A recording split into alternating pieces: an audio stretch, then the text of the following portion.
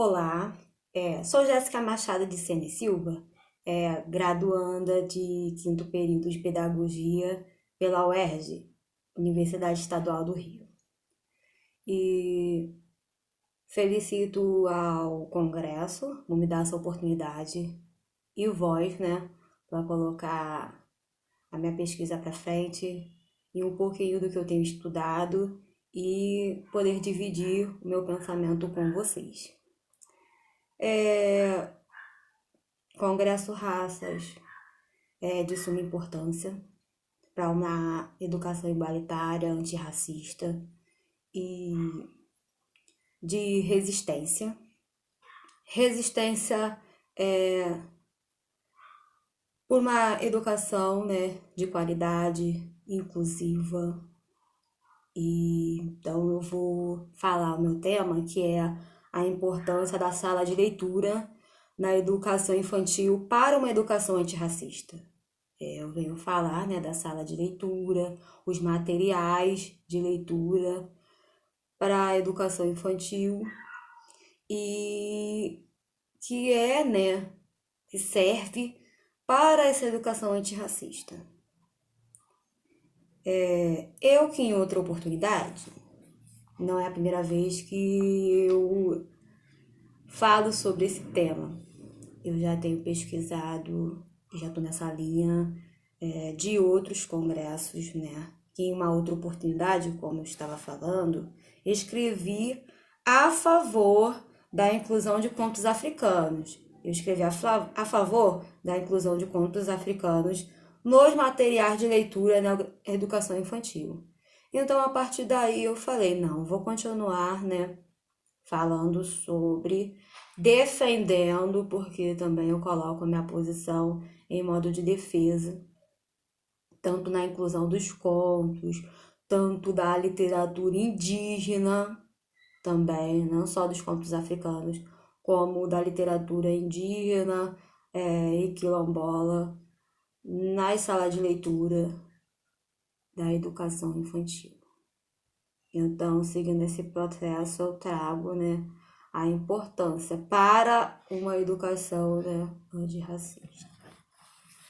Então, antes de tudo, vamos falar, né, como surgiu a literatura. Porque quando a gente fala de sala de leitura, primeiro a gente vai o quê? Ver a origem do que é a literatura, né? Como foi inserido. Que a literatura tem o poder de deixar viva a história. É através dela que a gente tem tantos contos, né?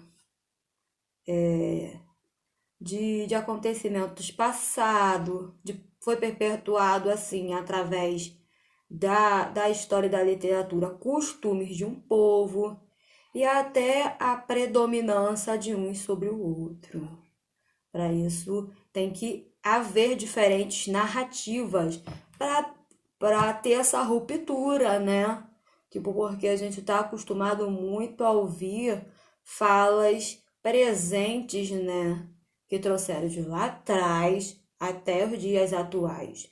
Mas cadê as outras visões, né? Outros povos, culturas distintas. Então, tem o poder de deixar a história viva de um povo e a sala de leitura auxilia no conhecimento, né? Quando a gente faz uma sala de leitura, a gente está ali para compartilhar esse conhecimento, deixar disponível, né? No conhecimento, disponível conhecimento de diversos povos, culturas, costumes que desde cedo são inseridos na educação. A educação tem disso, né? Tá ali disponível, tá o conhecimento, né, de um povo e a gente absorve, reproduz e tem aquilo como ensino. Pelo contexto histórico da literatura infantil, agora a gente vai para a literatura infantil, contextualizando, ter tido início na Europa, né? A gente faz uma crítica, eu vou fazer esse adentro, que tudo que veio, né, de história, tudo que veio assim, que eu digo assim, é, a gente pode dizer que veio da forma de disseminar, né? Veio na Europa. A gente faz essa crítica aos autores eurocêntricos, né? Que é desde cedo que empurrados, né? Desde que não tem uma outra alternativa, a gente consome disso achando que é uma única e exclusiva verdade. Única via de fato, que essa é a verdade absoluta, que tudo que vem da Europa, né, essa cultura, essa predominância, essa questão de monopólio, né, eurocêntrico, vem de séculos, tipo assim, meados do século XVIII, devido às transformações sociais da época, que tudo teve uma época. Houve transformações sociais onde a Europa estava, né, nessa questão de passar o conhecimento deles de acordo com a literatura, com a história, e todo o intelectual, tudo que via de intelectual era, eles diziam que era deles, eles que descobriram o saber que diz que esse nível de superioridade, né, inferiorizando os outros povos, que é o quê? Os africanos, de origem africana, de origem, né, até mesmo latina, mas esse contexto latino a gente fala em um outro momento. Então, em meados do século XVIII, devido a essas questões sociais da época, e a criança ser vista como tal, deixando para trás a concepção de mini adulto. Quando a criança passou a ser percebida como tal, deixando a visão de mini adulto, falaram assim, não, vai ter uma literatura para ela, uma literatura infantil. Vieram os autores, começaram a separar, né, esse segmento, falou, não, a cultura eurocêntrica vai chegar desde cedo, né, ensinando o que é o belo, né? O que é transformador, essa visão ali, né? Desde o olhar desse ser infantil. Então, ficamos presos a títulos que tentavam descrever esse indivíduo infantil.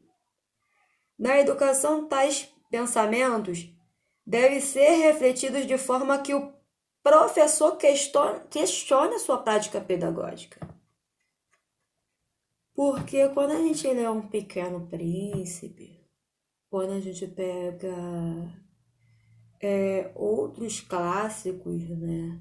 E sempre aquela questão do belo, do intocável, as próprias figuras ali brancas, com um padrão europeu de olhos claros, toda aquela delicadeza de uma rosa, não abrange o cotidiano dos alunos, das classes menos favorecidas, ou então, tipo, eu mesma que sou de favela, eu nunca me encontrei nesses livros.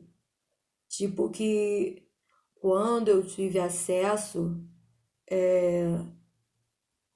vinha assim, ah, não, mas você vai ler esse tipo de livro, de contos para te confortar, para te consolar.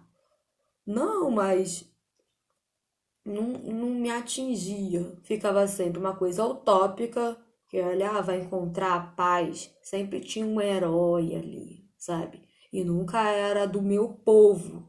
Não é algo representante à minha classe, à minha cor, à minha origem, entendeu? Então, os professores têm que repensar essa prática. Nos dias atuais não cabe, entendeu? Isso acontece mesmo com as princesas também, né? Que agora estão tendo outros moldes, adaptações. Você pega uma Cinderela de outrora, né? Totalmente padronizada, loura, esguia, e tem outras princesas hoje sendo adaptada, né? Qual a silhueta de uma mulher normal? Humanizaram as princesas. É um processo que devagar, ainda está sendo devagar, mas comparado ao século XVIII até o XX, a gente não se pensava nisso, né? De uma forma que está, apesar dos contrapontos em passos largos. Que tem até o Príncipe Preto, né? Fizeram essa releitura, uma nova história com o Príncipe Preto. É o Pequeno Príncipe Preto, se eu não me engano. Então, na educação, tais pensamentos devem ser refletidos. E nós, professores, pedagogos, devemos questionar as nossas práticas. Que essas, por exemplo, nossas práticas têm que contribuir fazendo para que nossas aulas, né, possuam atividades que valorizem a diversidade. Entendeu? A diversidade, a palavra está aí. Pontos de vista são expostos. Diferentes pontos de vista. O problema da literatura passada é que era só um ponto de vista. Pegava esse ponto de vista, enaltecia esse ponto, né? Colocava ele como incontestável. E ficava por isso mesmo, né? Ficava por isso mesmo, não tinha... não batia de frente, ninguém falava assim, não. E ficava, é só um conto, é só uma história. Também tem essa advertência de não valorizarem a sala de leitura, sendo que a sala de leitura é importante para ter um contato social, para ter essa abertura, entendeu? De pensamentos a serem expostos, materiais ser trabalhados, narrativas. O que está faltando é narrativas, diferentes narrativas. Então, as discussões étnico-raciais, tá dizendo, não só a diversidade, que a gente fala assim, diversidade da forma mais ampla. Não, mas se não tiver a discussão de pontos de vistas, né? A diversidade das discussões étnico-raciais de nada vale. E materiais nos quais diferentes pontos de vista são expostos. Crescemos desconhecendo autores negros. Crescemos desconhecendo autores negros e sua capacidade de falar de inúmeros assuntos, no qual o racismo não é sua única pauta. Então a gente crescemos, né? Muitos de nós, sem saber que existiam ali autores negros e que eles podem falar de diversos assuntos, não só sobre a pauta racista. Sobre o racismo, sobre essa questão racista que é um atraso, né? Tanto do desenvolvimento humano, como politicamente, economicamente. Então, Feno 2008 e Cavaleiro 2003 nos mostram não ser diferente na educação infantil. A educação infantil não tem que ter essa diferença. Há essa necessidade. O ser humano adulto tem essa necessidade e a criança mais ainda. Onde a criança tem sua inserção no mundo escolarizado, com a obtenção de saberes e conteúdos para seu desenvolvimento. Uma educação antirracista vai além de assegurar direitos e igualdade de raça. Não é só assegurar direitos e igualdade de raça. É necessário uma escola na qual tenha a capacidade de fazer com que pilares do respeito, valorização da cultura, do direito à voz perpetuem novos tempos. Porque a pessoa pode ter uma visão, pode ter uma literatura, pode ter assim, uma inserção no meio da figura e da imagem, mas tem que dar o direito à voz. E é isso que eu quero trazer aqui, o direito à voz, entendeu? A ocupação desses espaços e a criação deles e permanência desses espaços. E assim eu agradeço a oportunidade de falar a respeito. Grata.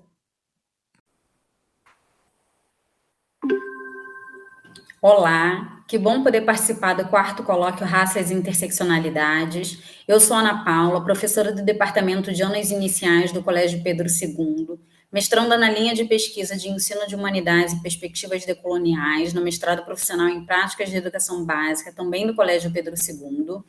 E a minha apresentação tem como objetivo falar um pouco sobre a importância da inserção nas salas de aula de livros de literatura infantil com protagonistas negros e narrativas que resgatem a ancestralidade africana para valorização, reconhecimento e elevação da autoestima de meninas e meninos negros das séries iniciais. Ou seja, falar sobre a importância que esse tipo de literatura tem no processo de construção da identidade racial da criança negra.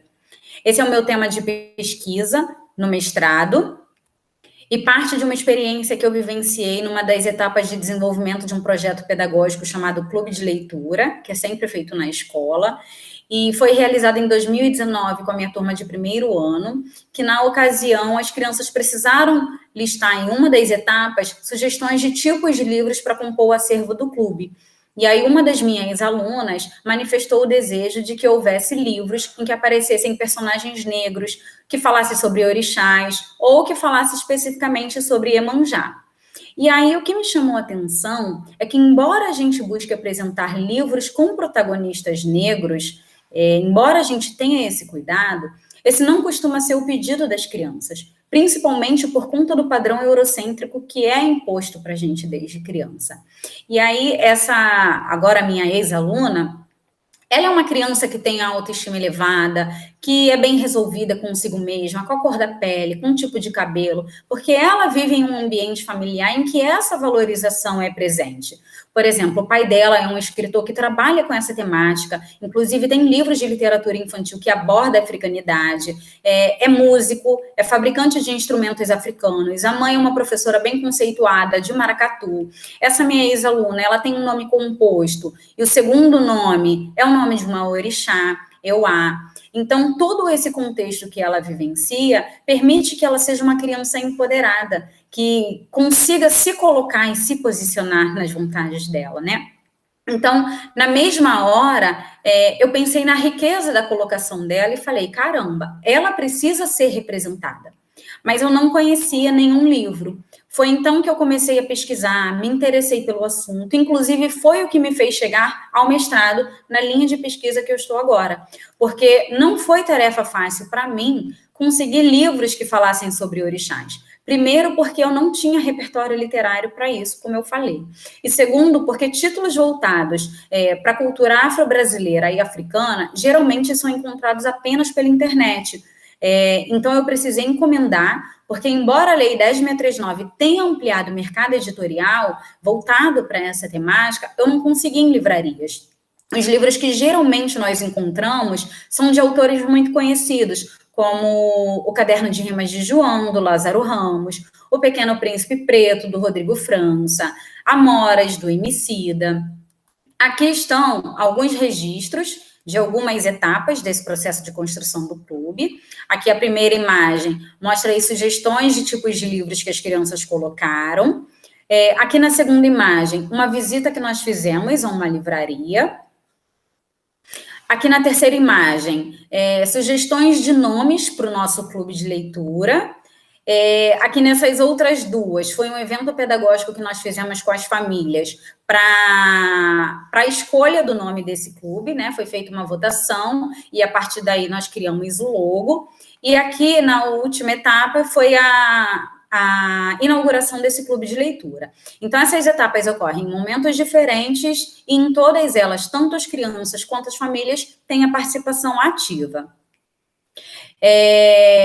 Os dois títulos que eu selecionei para compor o acervo do clube, de forma a corresponder à expectativa dessa minha aluna, foram O Presente de Ossanha, do Joel Rufino dos Santos, e Omobá, Histórias de Princesas, da Kilsan de Oliveira. Ambos trazem orixás como protagonistas.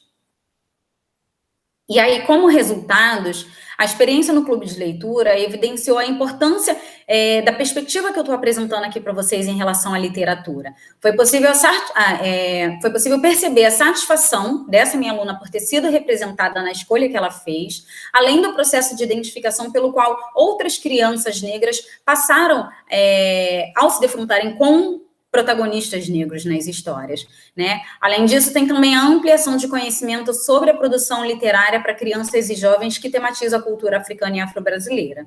E aí, a partir desse cenário, eu comecei a refletir acerca dos livros que circulam entre as crianças, sobre a importância da representatividade negra na literatura infantil e da ampliação de conhecimento, né, de repertório literário, de obras com protagonistas negros e histórias que resgatem a ancestralidade africana, voltadas para esse público, que até então eu desconhecia.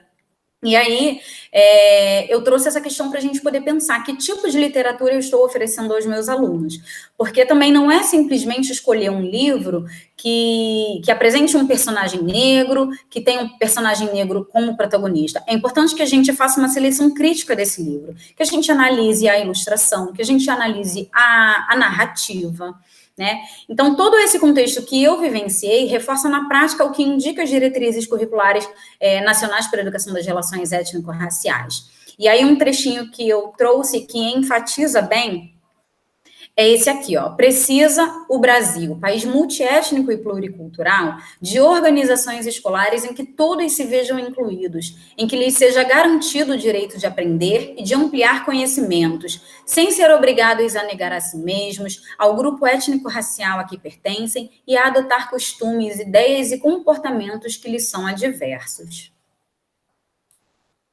No decorrer desse processo de pesquisa por títulos que falassem sobre orixás, eu assisti a uma palestra da Chimamanda no TED Talks, em que ela fala sobre o perigo de uma história única, sobre a importância da representatividade, relembrando como ela se sentia quando criança, ao ler apenas contos em que as personagens eram brancas, de olhos azuis e que viviam no frio, sendo ela uma menina negra e que vivia numa região muito quente. Né? E aí ela se alienta que a percepção em relação à literatura só mudou quando ela descobriu os livros africanos escritos por autores africanos. E aí ela percebeu que meninas como ela, com a pele de cor negra, de cabelos crespos, poderiam também existir na literatura.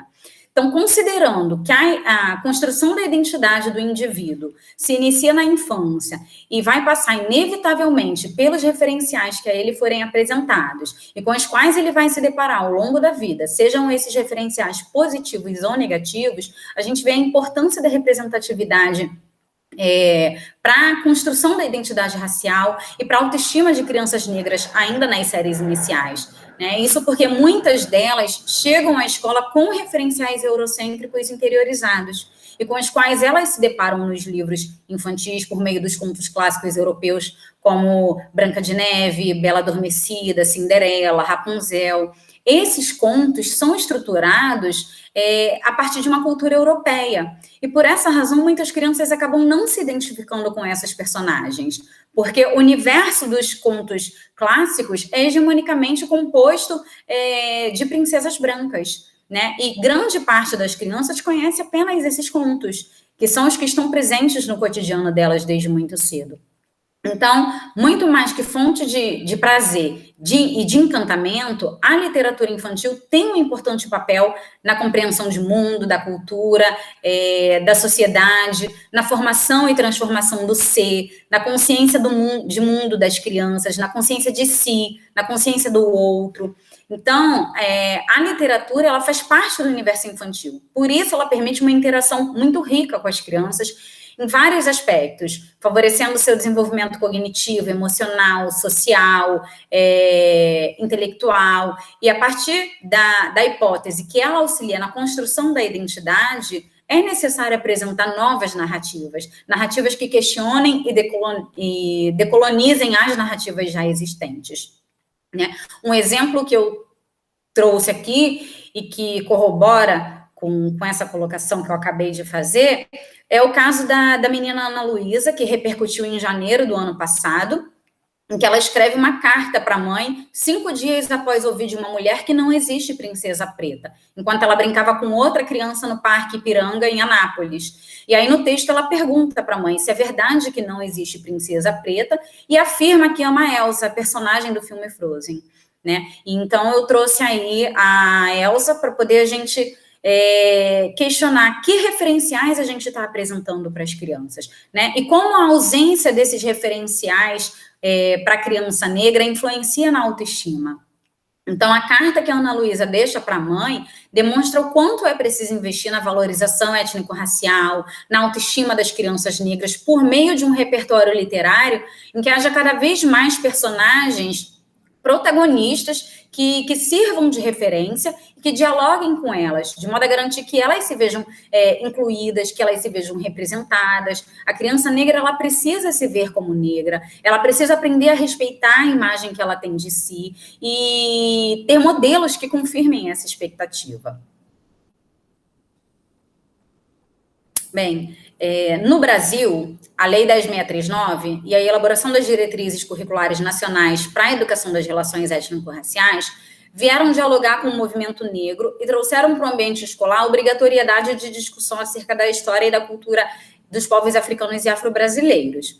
E elas também evidenciaram, nos últimos anos, a multiplicação da publicação de livros referentes às questões étnico-raciais, com um número relativamente maior de autores se debruçando sobre o tema e preocupados em escrever uma literatura infantil mais real, menos racista, mais antirracista, na verdade, né? Porque antes disso, elas eram praticamente inexistentes. As poucas que tinham representavam o negro de forma caricaturada, estereotipada, submissa, porque historicamente a cultura africana e afro-brasileira esteve silenciada como consequência da colonialidade. E que ao subalternizar e silenciar outras formas de conhecimento de povos e sociedades não europeias, definiu a posição das populações indígenas e de povos africanos, por exemplo, como inferiores. Então, desse modo, embora o número de produções ainda esteja longe do ideal, hoje nós conseguimos encontrar muito mais referências, né, de literatura infantil com protagonistas negros, literatura infantil afro-brasileira.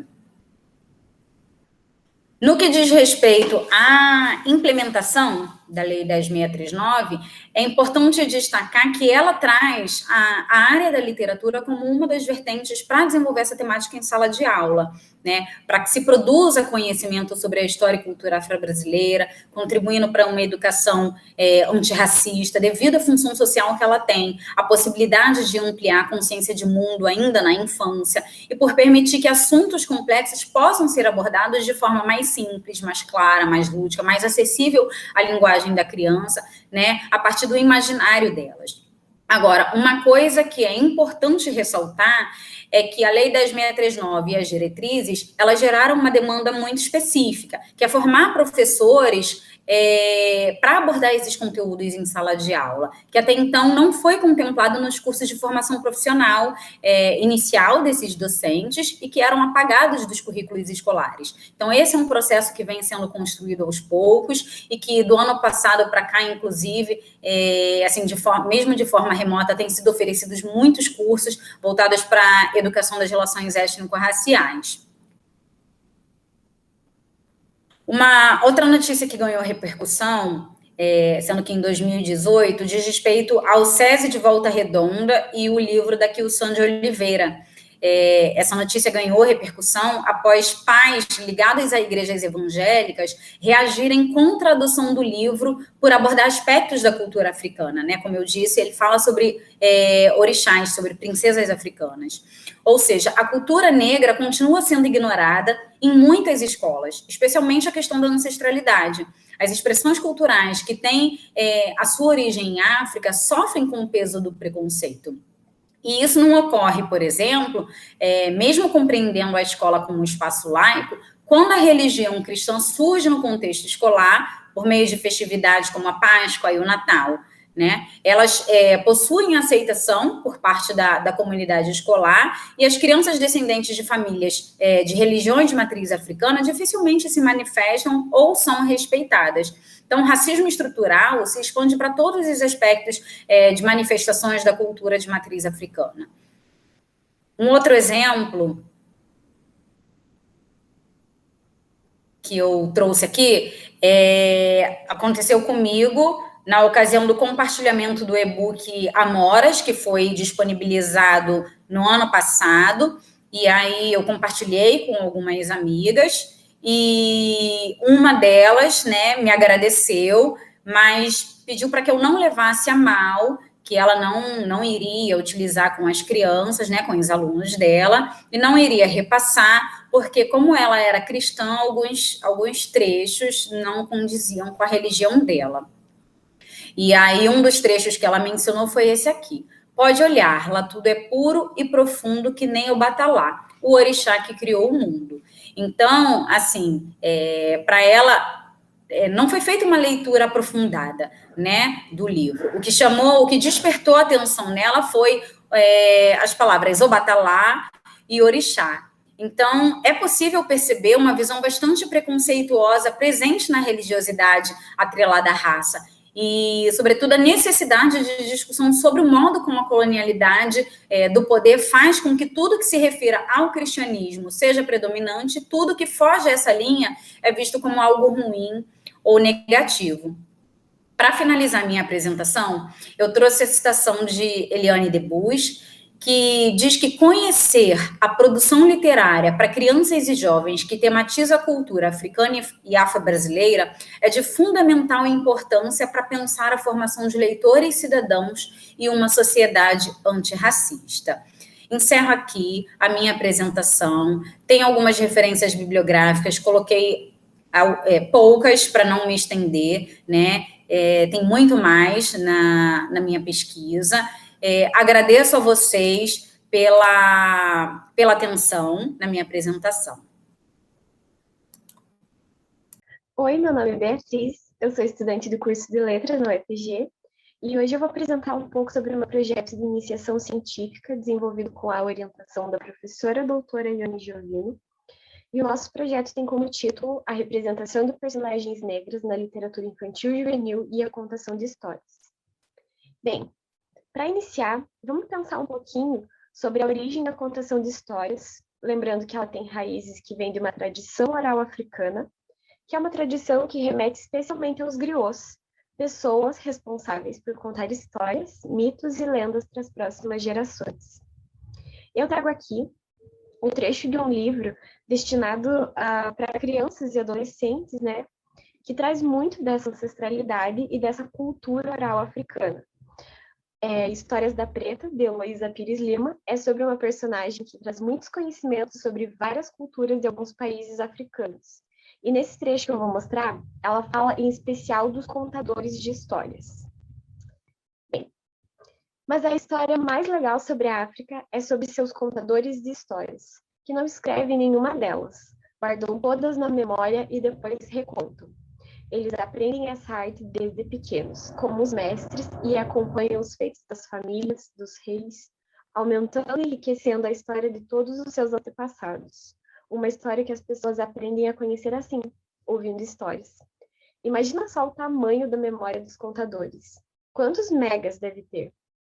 Por isso a palavra tem uma dimensão sagrada. É através da fala que o mundo continua a existir no presente. Bom, nessa citação, a gente pode ver a força e o encantamento que os contadores trazem para essa cultura.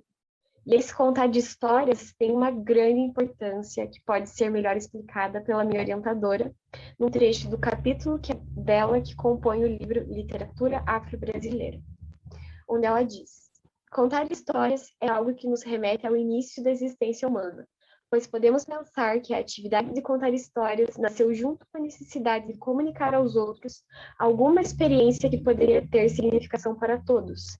É comum que os povos se orgulhem de suas histórias, tradições, mitos e lendas, pois são expressões de sua cultura e devem ser preservadas. concentra-se aqui um dos pontos da íntima relação entre a literatura e a oralidade.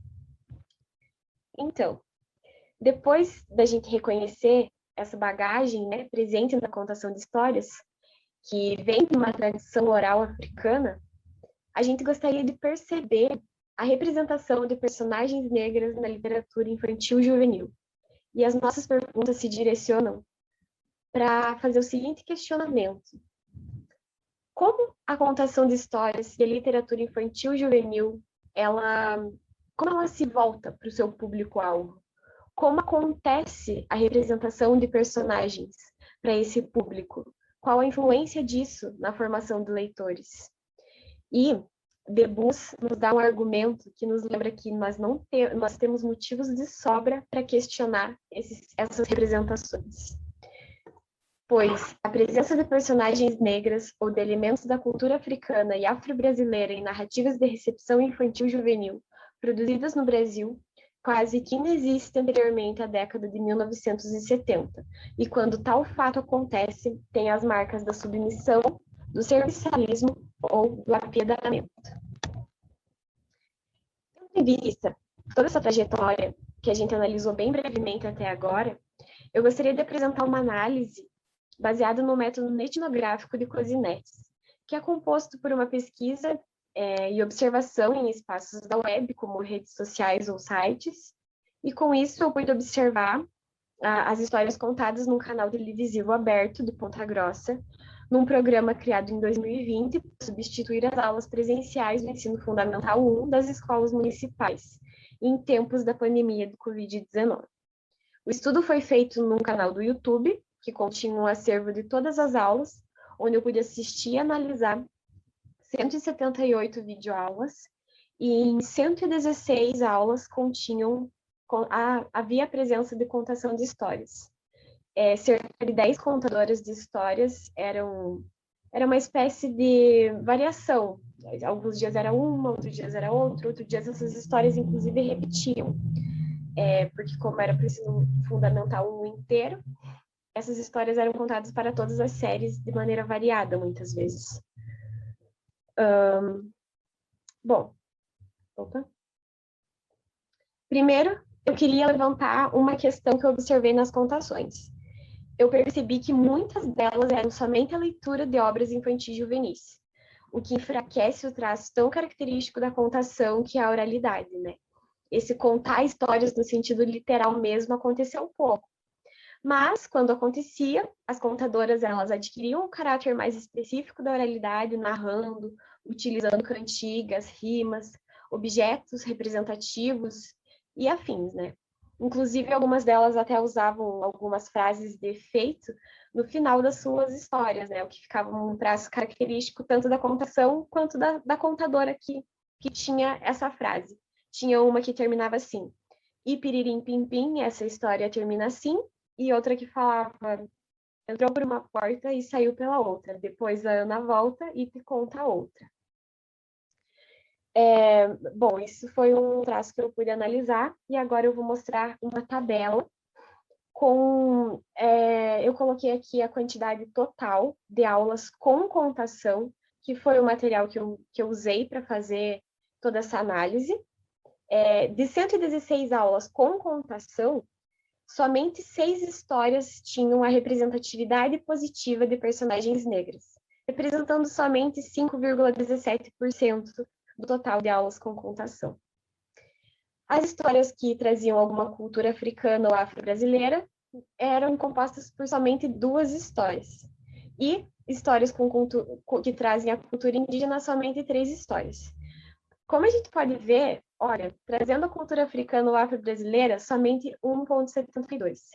Trazendo a cultura indígena, somente 2,5. O que são valores muito baixos. Inclusive, eu posso até citar como isso aconteceu. A representatividade positiva de personagens negras aconteceu não necessariamente trazendo uma história que tivesse essa questão, assim, a narrativa não era em torno disso. Mas a contadora trouxe algum boneco, algum fantoche, algum personagem que tinha a pele negra e trazia essa representação. geralmente isso vinha das contadoras, não era muito... Que, por exemplo, uma contadora, ela adaptou a Chapeuzinho Vermelho, e na história dela, a Chapeuzinho era uma boneca negra. E também teve outra história, que era a Sereia e o Pescador, o Poço da Água Milagrosa, e dessa maneira foi a representação que eu consegui ver nessas 6 histórias que trouxeram a representatividade positiva de personagens negras. Enquanto que a que traziam a cultura indígena eram 3 lendas, uma da Vila Velha, lenda da Vila Velha, lenda das Cataratas do Iguaçu, e um gibi da Turma da Mônica, que falava sobre a sereia e Yara. Agora, sobre a contação com histórias que traziam a cultura africana ou afro-brasileira, tivemos somente 2 histórias. Uma delas era uma história de Zumbi dos Palmares, que foi contada próximo ao Dia da Consciência Negra, e eu pude perceber que, assim como a Debus ilustrou para a gente naquela citação que eu trouxe, tem os traços do serviçalismo ou do apiedamento, né? A gente não pode negar, inclusive a maneira que a contadora trouxe, tudo bem, tem um traço afro-brasileiro, mas eu diria que poderia ter sido feita com outro tipo de representação para se adequar. Enfim, a outra história que eu pude ver,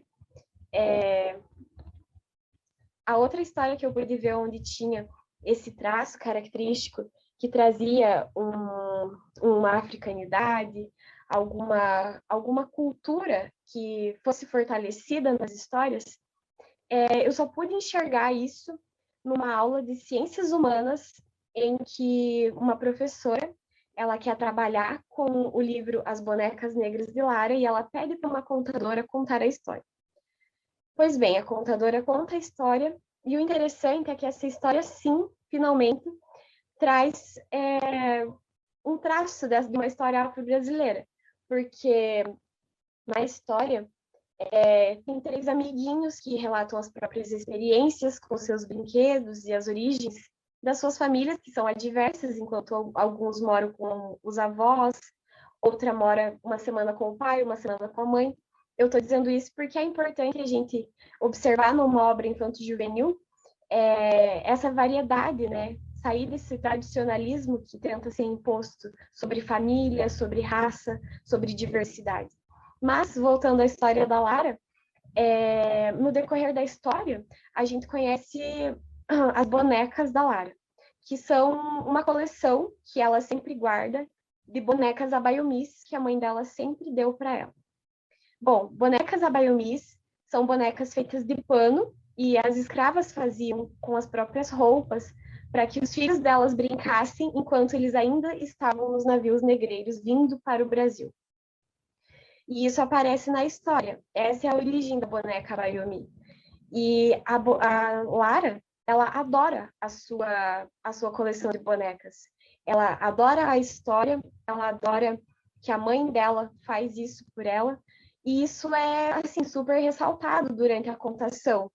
Tá aí um traço que eu pude observar que trazia uma história afro-brasileira africana, né? Pois bem, há muita representatividade na diversidade, né, dessa história. Ela mostra que nenhuma criança é igual à outra, e por isso a gente não pode definir padrões. Cada criança tem uma identidade e isso tem que ser valorizado. Eu acho que esse é o grande objetivo de trazer histórias que tenham essa representação adequada, para que todo mundo consiga se enxergar de maneira que te represente bem, de maneira com que você enxergue o seu eu bem representado numa história, ainda mais para uma criança, onde é tão importante esse cenário de conhecer, de ter acesso à leitura, a um mundo diferente de imaginação, principalmente a contação de histórias nessa parte lúdica. E, enfim, essa pesquisa nos traz questionamentos muito importantes. Me fez analisar e observar o espaço que um assunto e uma cultura tão importantes precisam ter. Hoje existem inúmeras obras com representações adequadas, respeitosas, encantadoras e cheias de cultura. Devemos valorizá-las, devemos dar espaço para isso. Traz uma valorização para todo tipo de cultura, traz uma pluralidade muito significativa e necessária. Enfim, aqui eu encerro a minha apresentação com as minhas referências e espero que esse momento tenha sido um pouco proveitoso, pelo menos, e agradeço pela atenção.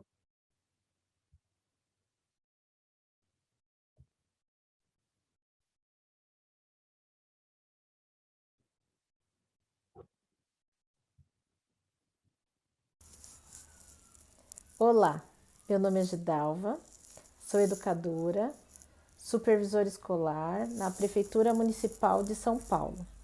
Estou na educação há mais de 25 anos, atuei como professora da educação infantil ao ensino médio, fui diretora de escola por quase 10 anos e o relato que eu trago aqui hoje para vocês diz respeito a este período, exatamente no ano de 2018, sendo diretora de uma creche municipal que atende crianças de 0 a 3 anos. O tema do nosso projeto, as relações étnico-raciais na educação infantil. Por que chegamos nesse tema, né? Com o objetivo de suscitar práticas pedagógicas positivas e afirmativas acerca da temática, da cultura, ampliar o repertório, pensar nessas relações, como se davam essas relações dentro da unidade, adulto-criança, criança-adulto, de que maneira poderíamos qualificar essa relação, trazer tanto as crianças, os adultos ali de dentro da unidade escolar e também toda a comunidade externa, os pais, para uma reflexão, um tema tão sensível e importante. Sabemos que temos a Lei 10.639 e a 11.645, leis federais, que fala do ensino da história e da cultura africana e afro-brasileira na educação básica. O nosso recorte foi étnico-racial, mas para falar do negro. Nós tínhamos na unidade um grupo de aproximadamente 30 educadoras, mais os outros funcionários da escola. Então, todos foram envolvidos no projeto. Nós temos na nossa rede municipal, aqui em São Paulo, horário coletivo para estudo. E dentro desse horário coletivo, que faz parte da jornada do professor, eles têm 3 horas semanais para estudar. E foi dentro deste horário que nós planejávamos, estudávamos, pesquisávamos e fazíamos a aplicabilidade de tudo aquilo que era discutido no dia a dia da criança por um período de 1 ano. Pensando assim, a gente não quis envolver apenas o professor. Pensamos que todos os funcionários da escola precisavam saber do que se tratava, estar envolvido na mesma concepção de projeto, porque senão o projeto se perderia, né? Porque na sala, com as crianças, teria um assunto, um comportamento, e no corredor já seria perdido ou quando o pai viesse questionar no portão. Como aconteciam os estudos? Então, foram feitas escolhas de documentários, filmes, pensadores, educadores, escritores, teóricos. Nós chamamos palestrantes para a unidade escolar, fizemos discussões, tudo muito rico e com muita participação, efetiva participação. Então, o grande início foi desvendar o mito, né, da pseudodemocracia racial que há no nosso país. Então, ao perguntar para as pessoas, né, se elas são racistas, todos dizem, né, ou em grande maioria, dizem que não. Mas se a gente perguntar se existe racismo, a pessoa diz que sim. Se ela já presenciou algum ato racista, ela também responde que sim. Se perguntamos se tem dentro da escola, eles dizem que não. Então, a escola não está apartada da sociedade, então a gente compreende que sim. Um dos livros norteadores para o projeto, ele chama Do Silêncio do Lar ao Silêncio Escolar, da Eliane Cavalheiro, assim, que eu recomendo para todos que não leram ainda e querem trabalhar essa temática, especialmente na educação infantil.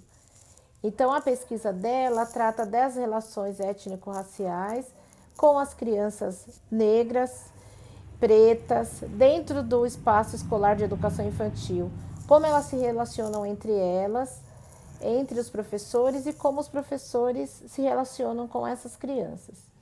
Então, é uma pesquisa muito rica e que traz muitas reflexões para a unidade escolar e para os educadores que ali estão. Optamos por envolver todos no projeto, líamos livros, assistíamos palestras, e como a temática começou a mexer muito com as pessoas, foi de bastante valia, muito interessante, trouxe reflexões. A gente sabe que nem tudo são flores, nem todos aceitam, mas foi possível facilmente chegar à conclusão que não bastava a escola ter uma diretora preta para se constituir num ambiente não racista, né? E a pessoa entender que ela precisava favorecer uma educação democrática e antirracista. Então, nós estudamos durante os horários coletivos, íamos para a sala pensar nessa aplicabilidade, inserimos no dia a dia livros, brincadeiras africanas, com os nomes, nomeamos essas brincadeiras, desde os bebezinhos, trouxemos grupos de capoeira, trouxemos danças africanas. Então, o repertório de nossas crianças foram sendo ampliado. Ao levar bonecas negras para a sala, então, uma professora um dia teve uma ideia de vou levar só bonecas negras para a sala, né? Nós já tínhamos um acervo. E qual foi a surpresa quando duas crianças na sala de mini grupo 1, que corresponde a criança de 3 anos, né? 2 anos e meio, 3 anos, não quis brincar com a boneca porque a boneca era preta. Então foi a hora que o grupo percebeu que estávamos no caminho certo. E a partir desse projeto, pensou-se como chegar até essas famílias. Então, as nossas reuniões de pais, elas não eram apenas informativas, e sim também formativas. Virou uma grande terapia, as pessoas contavam suas experiências, aprenderam bastante, experiências pessoais, pesadas, compreenderam muitas coisas. Então, a gente chegar ao final do ano e saber que os pais e alguns educadores que também não sabiam que África se trata de um continente, não de um país. Então, são detalhes mínimos que fizeram bastante diferença. Concepção do professor que anda com aquele amarradorzinho no bolso do avental e sai prendendo o cabelo das crianças, com a concepção de que aquele cabelo está bagunçado, mas aquele cabelo é sempre o cabelo crespo, já com um preconceito de que a mãe é relaxada, é desleixada. Então, compreender as características daquela criança, eliminar vocabulários, inserir e elogiar a criança com as suas características sem comparações, evitar apelidos. Então, foram nos detalhes que esse projeto foi tomando corpo. O grupo confeccionou bonecas e as crianças levavam um casal de boneca a cada sala. Então, foram confeccionadas bonecas de pano, preta, em diferentes tons de pele. Então, na verdade, eram 3, 4 tons de bonecas e bonecos. As meninas levavam as bonecas no final de semana para casa e os meninos levavam os bonecos. Qual era o papel dos pais? Fazer o relato de como foi esse convívio com essa boneca e esse boneco no final de semana. Então, de verdade, ter um mascote, né, levar um objeto, não é algo inovador.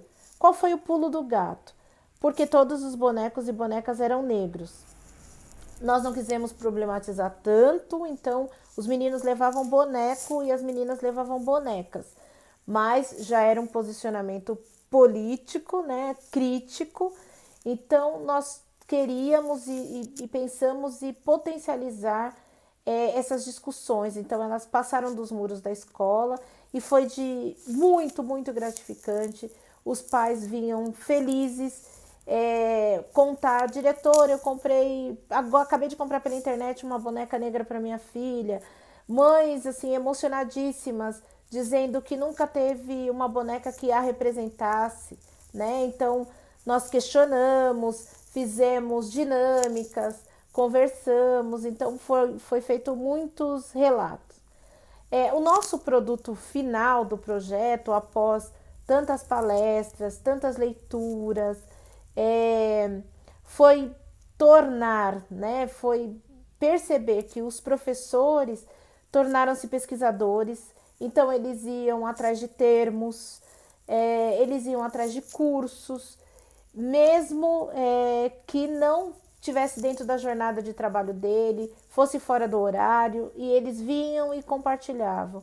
Cada situação que acontecia dentro da sala, eles traziam a alegria de contar uma história, em qual protagonista seja negro no livro, lá na literatura que ele escolhia, semanalmente, incluída nos livros da semana, a alegria daquelas crianças negras que se reconheciam.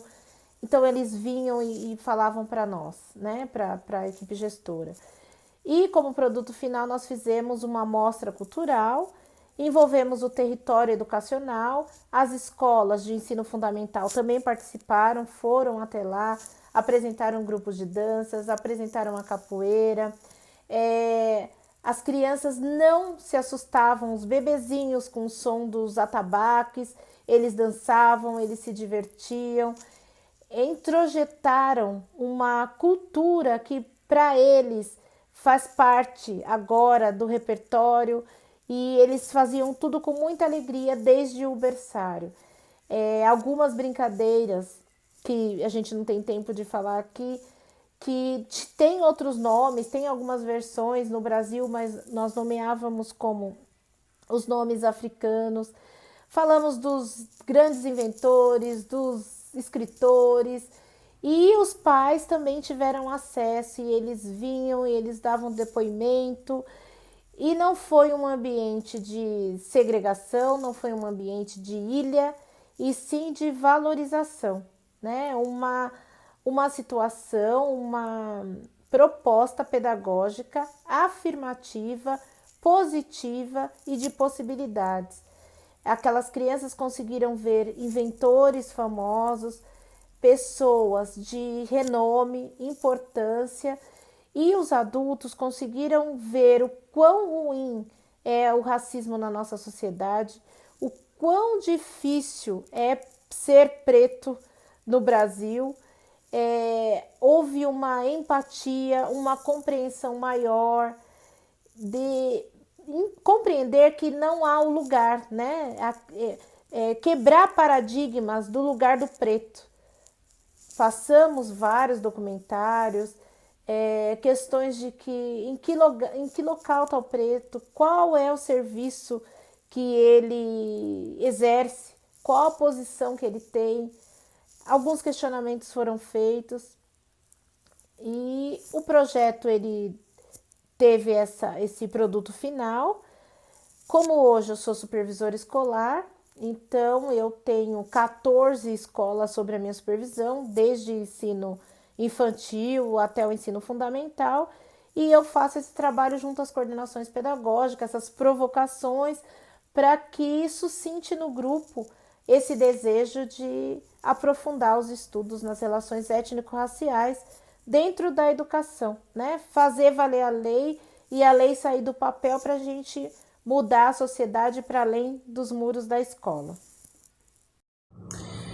Bom dia, boa tarde, boa noite. Quero agradecer a oportunidade de estar participando do colóquio Interseccionalidade. Meu nome é Alexandre José Arcanjo.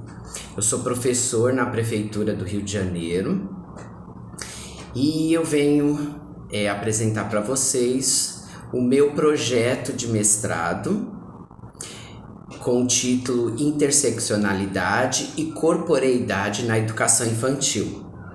Esse projeto eu estou desenvolvendo no mestrado profissional no Colégio Pedro II, no ProfPT, que é o mestrado profissional em Educação Profissional e Tecnológica, que a instituição tem, que está ligado ao Instituto Federal do Espírito Santo.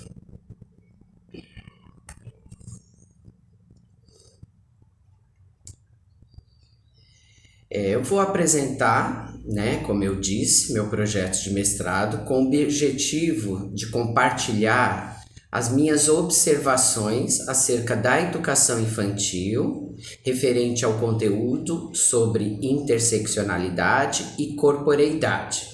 Estabelecer um diálogo com os ex-participantes deste colóquio para agregar ao meu projeto as considerações que foram sendo feitas durante o colóquio, para que esse projeto, desde o início, seja uma construção coletiva, onde todas as vozes sejam importantes para a construção desse produto educacional, que é o projeto final do mestrado, tá?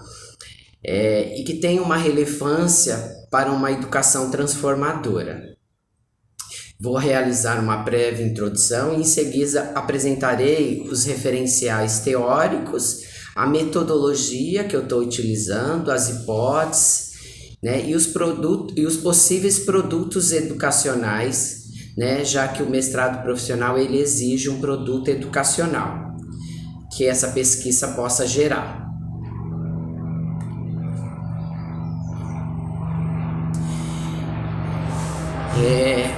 Após 11 anos de magistério na educação básica, 6 dele desenvolvido na Prefeitura de São Paulo e 5 aqui na Prefeitura do Rio de Janeiro, eu venho observando e me dedicando ao trabalho com a temática da interseccionalidade nas unidades de ensino por onde passei. Então, durante todo esse tempo de experiência no magistério, a interseccionalidade sempre recortou o meu trabalho na disciplina de educação física dentro da educação básica. Em todos esses espaços, as dificuldades para trabalhar com a temática foram muitas e quase sempre de maneira... esse trabalho foi sendo feito de maneira individual, sem um projeto político-pedagógico da escola que agregasse essa temática, que pudesse construir algo coletivo. Normalmente os projetos não incluíam a temática da interseccionalidade, Então, os trabalhos coletivos com o corpo docente sempre era diminuído e ausente. Apesar da legitimidade que a temática possui, os processos de resistência e contra o trabalho, eles foram inúmeros, que vão desde a falta da formação vertical, então uma formação em pós-graduação, em especialização, e desde da formação horizontal, nas jornadas pedagógicas, até relações de poder e coerção por parte da comunidade escolar em geral,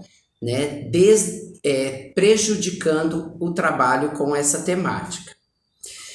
Buscarei compreender alguns dos determinantes expostos acima, anteriormente, com a minha pesquisa, através das narrativas do sujeito. Então, meu recorte, eu vou tentar obter dados com as narrativas de profissionais que estão na educação infantil, porque eu acredito que a educação infantil é um foco extremamente importante para o início do trabalho, já com o recorte da interseccionalidade. Através dessas narrativas, eu vou tentar analisar o que tem interferido numa efetiva educação para a igualdade de raça, etnia, gênero e classe em algumas realidades específicas. Então, eu pretendo fazer a pesquisa em algumas unidades educacionais de educação infantil aqui no município do Rio de Janeiro.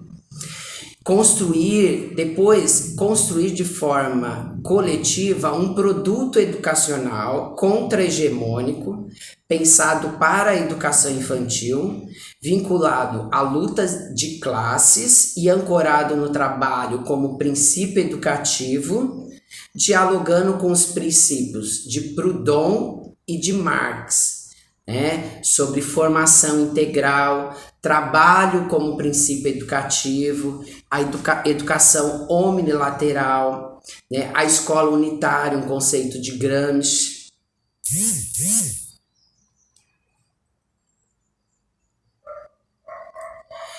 Vincular os objetivos que eu citei anteriormente às discussões de corporeidade, partindo das concepções sociais, dos sujeitos que eu vou obter os dados, sobre corpo, sobre movimento, subjetividade, cultura, e como o currículo da educação infantil tem agregado tais objetivos.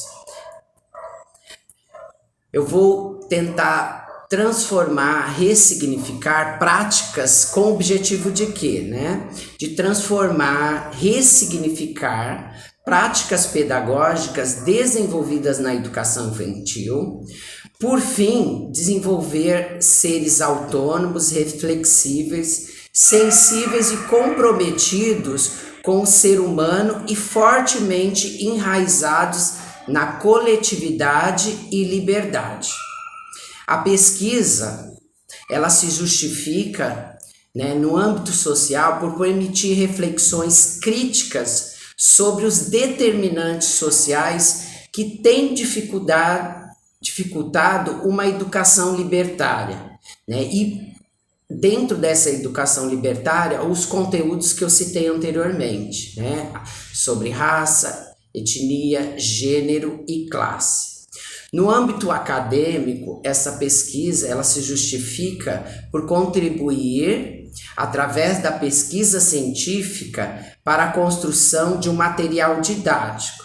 E, por fim, no âmbito profissional, busca promover a construção de um novo saber sobre a realidade local e contribuir para a formação e ação dos docentes, para a formação de novos docentes e daqueles docentes que já estão atuando na educação infantil. O mestrado profissional, ele exige que nós trabalhemos, um projeto e um produto educacional que seja foco na formação inicial. Então, apesar de o meu pensamento inicial era trabalhar e construir somente com os professores, que estão atuando na educação infantil, eu vou ter que trabalhar com esses dados que eu vou coletar com esses profissionais, eu vou ter que trabalhar com a formação inicial. Então, eu penso, em construir, mais para frente eu vou falar sobre o produto educacional.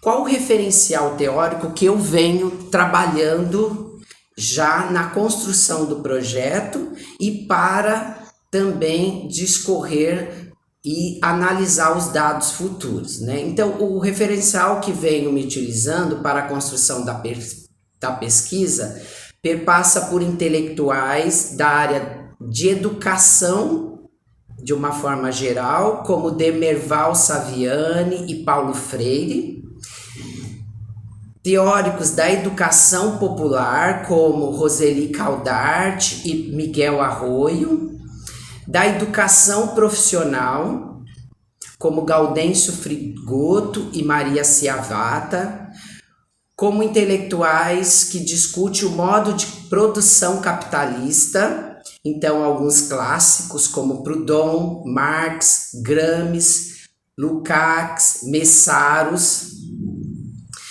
Ricardo Antunes, que discute muito sobre o modo de produção atual e as mudanças que vêm ocorrendo no mundo do trabalho. Florestan Fernandes e principalmente Clóvis Moura, que discute muito a formação do capitalismo dependente no Brasil e a questão de raça para a construção desse modo de produção no Brasil em específico. Então, Clóvis Moura é muito importante para as especificidades do Brasil, entre outros, tá? Em relação aos referenciais que discutem o atual modo de produção e suas intersecções, eu vou me utilizar de Lélia Gonçalves, Silvia Almeida, a Cristiane Sabino, o Denis de Oliveira, Angela Davis, tá? E outros também, né? Para discutir decolonidade, né? Franz Fanon. E por fim, vou me utilizar para as discussões de corporeidade e cultura autores como Edson Carneiro.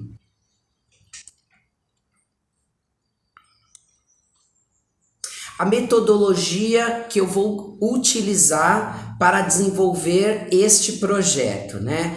Então, é um estudo de caso, né? Então, eu vou estudar uma realidade específica que vai ser importante para a formação inicial de novos professores e também para trabalhar essa formação horizontal também com esses professores, né? Que consideram um recorte territorial, específico e particular, né? Então, que está dentro de um contexto. Então, analisar a partir da base conceitual levantada na pesquisa documental e bibliográfica. Fazer essa pesquisa bibliográfica e documental, levantamento de bibliografias, legislação e portarias ministeriais sobre o assunto. É um método quali-quantitativo que organiza dados quantificáveis e qualifica as observações e análise sobre o recorte pesquisado.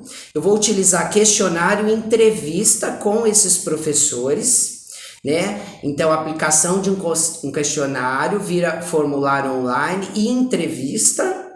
E para analisar esses dados, daí eu vou me utilizar do materialismo histórico dialético, estabelecendo um diálogo entre esse método e os pressupostos da pesquisa participante.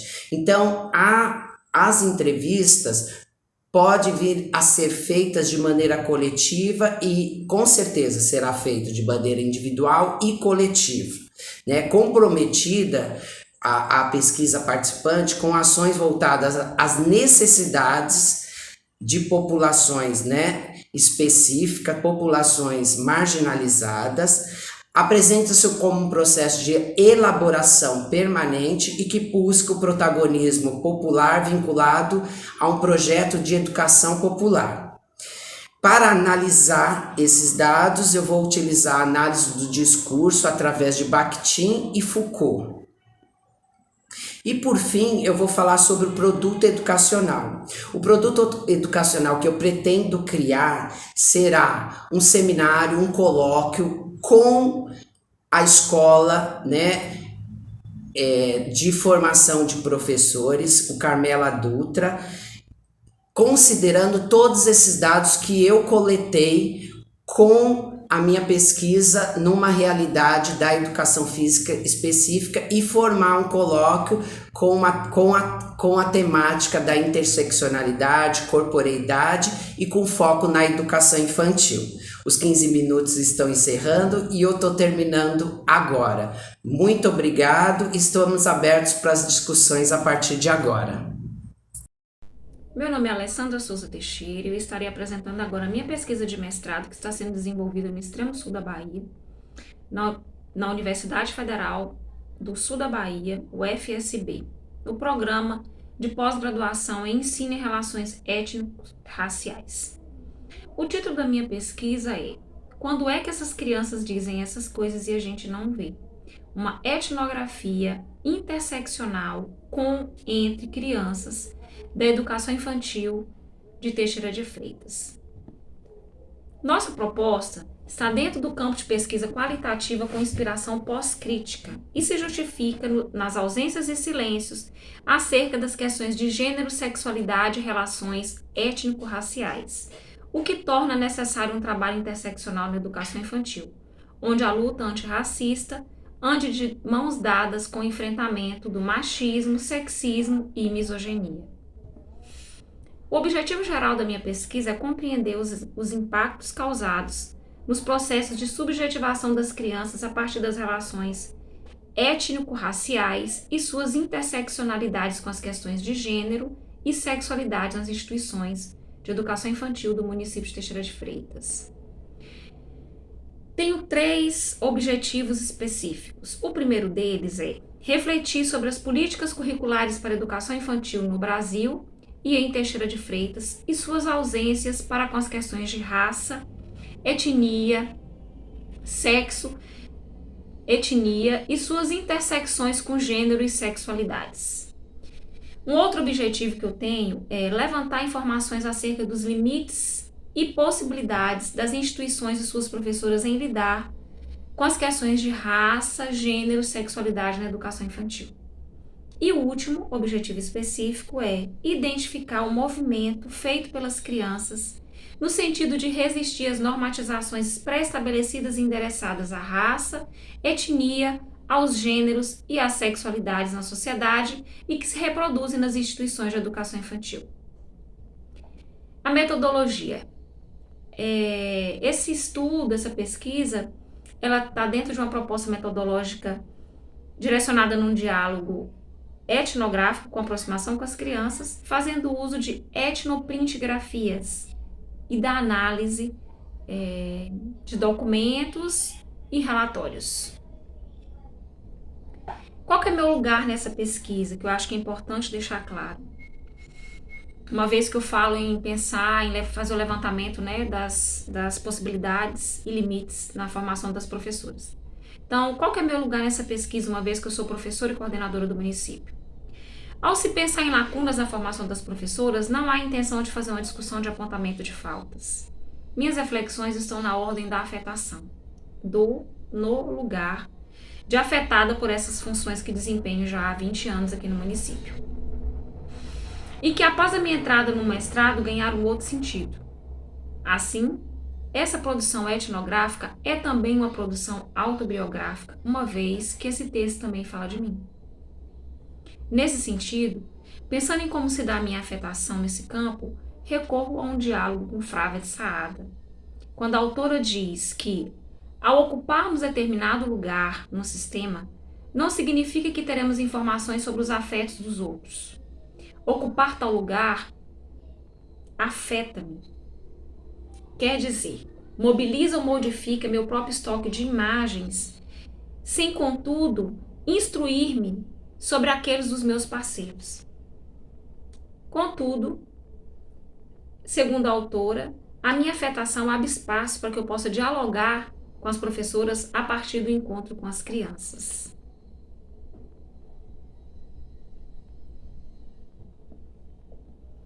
Dito isso, não me proponho a produzir um receituário pedagógico interseccional para a educação infantil no município de Teixeira de Freitas. O que pode ser lido como falta não se endereça à falta de competência das professoras da educação infantil ou de desejo de construir uma prática pedagógica interseccional, mas às articulações discursivas e disputas de significações que impedem categorias como raça, etnia, gênero e sexualidades de estarem presentes e serem legitimadas em produções curriculares para a educação infantil. Assim, o texto é uma etnografia entre crianças num movimento de resposta ético-político, uma tentativa de construir, borrar discursos hegemônicos e construir escapes sem receituários ou cartilhas, entendendo que o meu texto pode ter ressonâncias e significações que podem não ser mensuradas, tendo em vista que a minha escrita será lida a partir da imagem dos outros leitores. No capítulo 1, o estilo da minha dissertação é em multipaper, né? Que os capítulos podem estar desvinculados. E no capítulo 1 eu trago o meu memorial. Então, toda a minha trajetória, minha formação, por onde eu fui me construindo como professora, como pedagoga, como ser humano, na minha maternidade, a minha docência como professora substituta na educação superior, a minha infância de criança migrante, as minhas experiências com os assentamentos do MST e a minha experiência na pós-graduação. No segundo capítulo, eu já apresento a importância do trabalho com temáticas que envolvam os marcadores das diferenças: raça, etnia, gênero, sexualidade e classe, que atravessam as crianças na educação infantil. Então, eu apresento também os resultados do levantamento que eu fiz em artigos e dissertações, onde a gente observa uma ausência de pesquisas com abordagens interseccionais na educação infantil. O terceiro capítulo, eu vou tratar das políticas curriculares no Brasil e em Teixeira de Freitas e as articulações de agências internacionais na construção dessas políticas, utilizando como referencial de análise o ciclo de política de Stefan Ball. Apresento também a resistência dos movimentos sociais e da sociedade civil, de pesquisadores que atuam na área da infância na construção, em contrapartida dessa influência das agências internacionais, governando uma educação para as crianças pobres, periféricas e indígenas. O quarto capítulo, eu trago como se deu a implantação da educação infantil aqui no município de Teixeira de Freitas. Então, eu resgato todo o processo de implantação, do qual eu fiz parte, né? Tive a oportunidade de fazer parte desse processo de implantação. E faço uma relação com as políticas públicas para a educação infantil, no sentido de verificar como é que esse município vem se adequando no cumprimento à legislação. O quinto capítulo, eu trago os caminhos que eu trilhei para acessar as crianças. A minha proposta inicial era desenvolver oficinas pedagógicas com as crianças. No entanto, por conta da pandemia, eu me debrucei sobre os meus escritos, né, o meu diário de bordo, todas as minhas anotações, as anotações que eu fui fazendo ao longo dos meses, quando a gente estava em 2019 ainda, presencial na escola, onde eu trago o caso, né, um estudo de caso, e também eu trago análise de trechos de relatórios das professoras, onde a gente faz uma análise acerca das representações que tanto as professoras quanto as crianças têm de raça, gênero e sexualidade na educação infantil de Teixeira de Freitas. O meu produto é uma dissertação multipaper, como eu já disse, né? Onde eu apresento os capítulos independentes uns dos outros, porque a gente entende que assim facilita o acesso, né, dessas discussões. E é isso, é uma pesquisa que eu que eu já estou perto de finalizar. Eu termino agora, eu apresento minha defesa no dia 30 de julho e sigo com os meus estudos, participando de eventos como esse, tendo a oportunidade de participar de eventos como esse, onde eu acredito que eu vá reunir mais conhecimentos que vai enriquecer a minha trajetória como uma educadora da infância e como ser humano. Obrigada, agradeço por essa oportunidade. Olá, eu sou a professora doutora Rutineia Cristina Martins, sou graduada em História e Pedagogia, com doutorado em Serviço Social e especialização em História e Cultura Afro-Brasileira e Africana. E o trabalho que eu trago hoje para a nossa discussão se chama Lendas e Histórias de Heroínas Negras, literatura infantil e construção de referências para a cultura afro-africana e afro-brasileira. Eu vou ler aqui um pouco o resumo, né, que a gente encaminhou para ser avaliado pelo simpósio, e algumas coisas eu vou falar mesmo, né, quando se tratar das obras, dessas referências de que trato. O que se busca neste trabalho, além de construir para o estudo da história e cultura africana e afro-brasileira, é utilizar tal estudo para auxiliar no processo de desconstrução do preconceito racial. Há alguns anos defendi tese intitulada Escola e Questão Racial, Avaliação dos Estudantes, e nessa tese a gente traça um pouquinho assim, de como foi construído esse preconceito no Brasil, né, além do período de escravização do povo negro, depois da abolição desse povo, dessa marginalização, tudo isso como um processo de construção de preconceitos, e hoje o que se visa, em tese, por ações governamentais, por grupos, por movimentos sociais, é essa desconstrução do preconceito.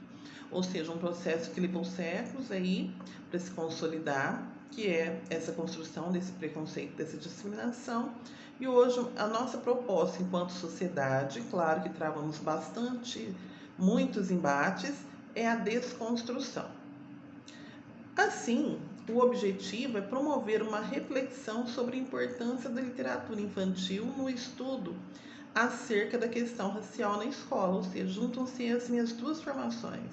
A história, uma formação muito social que tive, e a questão da pedagogia, porque hoje o meu ganha-pão é a coordenação pedagógica em educação infantil e anos iniciais de ensino fundamental. Tenho passagens pelo ensino superior, permaneço vinculada a cursos de pedagogia, psicopedagogia e licenciatura, mas o forte realmente é a educação infantil e os anos iniciais.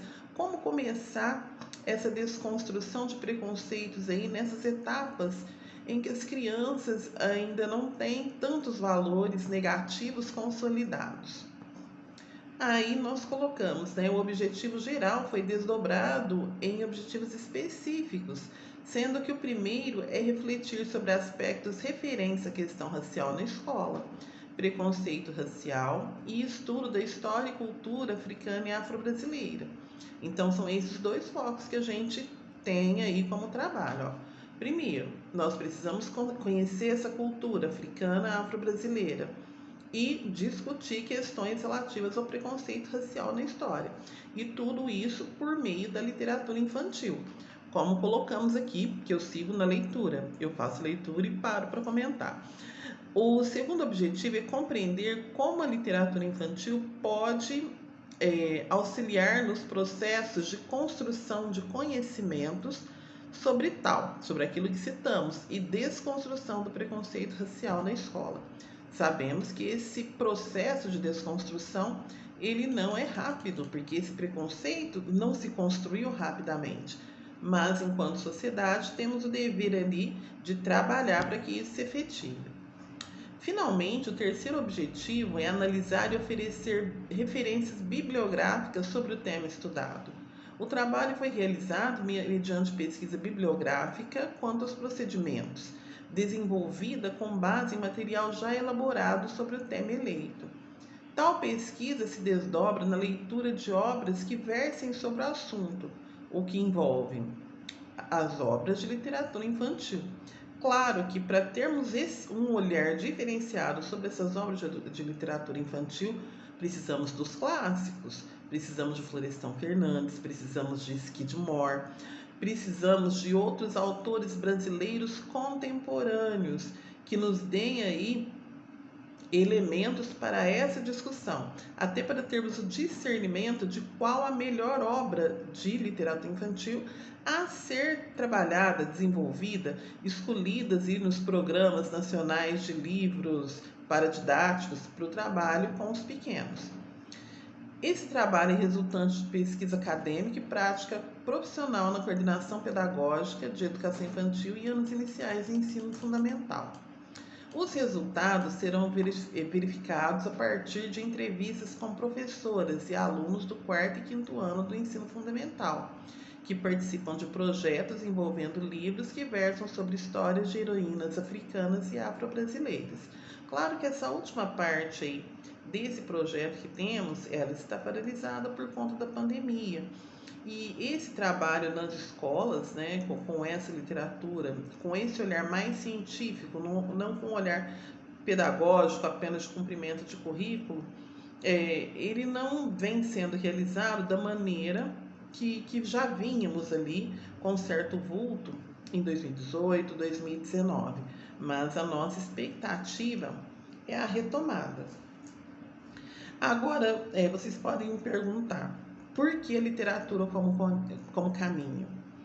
Porque a literatura infantil, primeiro, ela tem um universo mágico que remete à infância, ela tem toda essa questão do envolvimento e ela é acessível à maioria das escolas. O nosso campo de atuação é na escola básica, então é algo acessível. E eu sei que é porque realmente eu sou uma profissional que eu faço escolha de livros, que eu faço indicações, então eu sei que isso é possível. E por que a questão do empoderamento feminino? Não é só por uma questão de modismo. Na minha tese, Escola e Questão Racial, eu tinha um objetivo, mas eu consegui construir um conhecimento que não estava previsto. Um conhecimento que tínhamos ali na prática, enquanto criança, enquanto adolescente, mas que a gente não tinha conhecimento científico para explicar.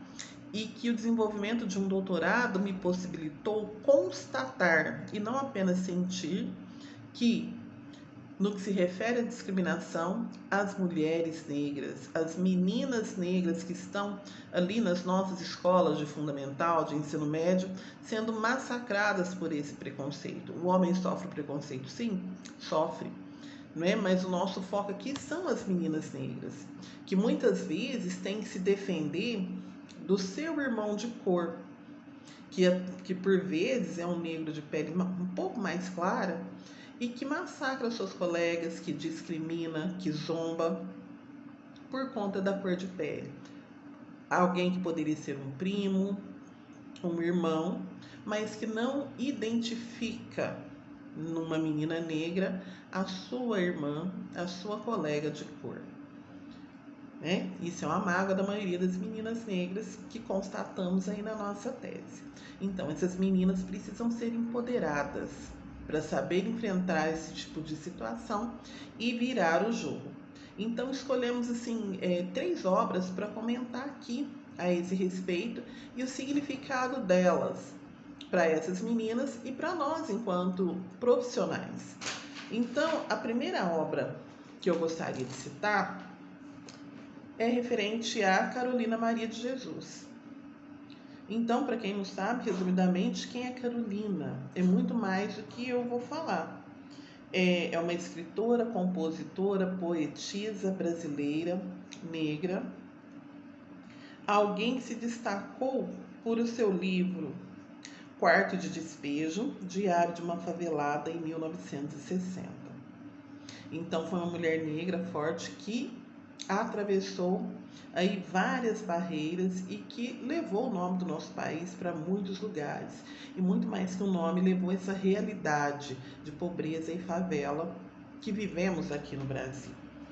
Então, o que sugerimos aqui de Carolina? Algumas animações, já assisti animações a respeito de Carolina Maria de Jesus. E existem as histórias em quadrinhos, que contam a vida de Carolina por meio dos quadrinhos.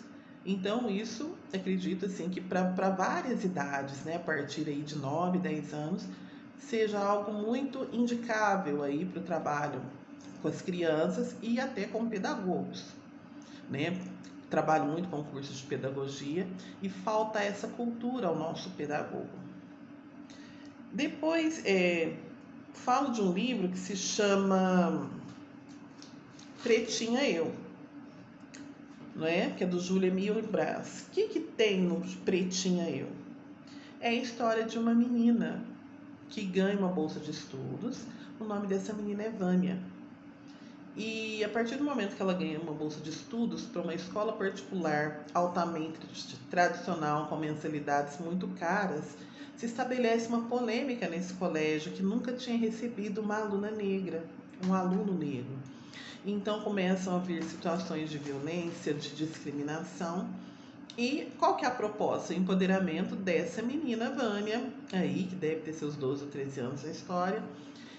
E nesse momento é mobilizada a escola para que se promova ações contra o preconceito e a discriminação. E a terceira história, né? Eu falei que se tem uma história aqui uma história real, um exemplo de vida, uma história que remete ao racismo, né? Estratégias de combate ao racismo na escola. Olha quantas vezes a gente fala disso no ensino superior, mas eu estou dando uma dica daquilo que pode começar na educação básica. E eu falo que isso é o meu xodó, né, de trabalhar com crianças aí de ensino fundamental, já não tem mais esse trabalho, né, de trabalhar com professores na coordenação pedagógica e até de trabalhar com os meus filhos e sobrinhos, porque é uma história muito significativa, que é As Tranças de Bintu, da Silviane Diouf. É uma história indicada para crianças aí de 9 ou 10 anos. É uma história que se passa em Burkina Faso, na África. É uma menina que ela tem birotes, né? Aqueles birotinhos que a gente faz, e ela não se contenta, porque ela quer ter tranças, porque na tribo dela é muito valorizado quem usa tranças, né? E ao longo da história, a gente vai vendo ali que por meio daquilo dela não conseguir ter as tranças, ela vai mobilizando toda uma comunidade por isso, e vão explicando para ela porque que ela não pode ter as tranças. E aquilo vão aparecendo outros aspectos culturais, a valorização do idoso na comunidade africana, como se faz um batizado, os alimentos e tudo. E chega no momento da história que a Bintu tem um feito heróico, né? Não vou contar, gostaria muito que todos lessem, e pergunta para ela o que ela mais quer. E a irmã diz, o sonho dela é ter tranças. E Bintu não tem tranças. Vocês descubram por quê.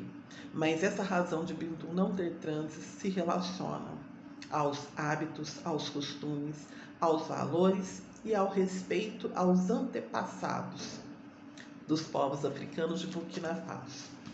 Então, assim, o comentário que faço é hoje, né? A mensagem que deixo é hoje. Esse é um estudo muito bonito e muito prazeroso de ser feito, que já gerou para mim ações como formação de professores, já fiz cursos para estudantes de pedagogia também, e ações no espaço em que eu trabalho, em que tem os professores, do qual sou responsável pela formação, e as crianças aí também, né? Também trabalho com elas esse projeto. Na pandemia agora um pouco menos, bem menos, né? Mas tem um resultado muito satisfatório. Muito obrigada pela atenção.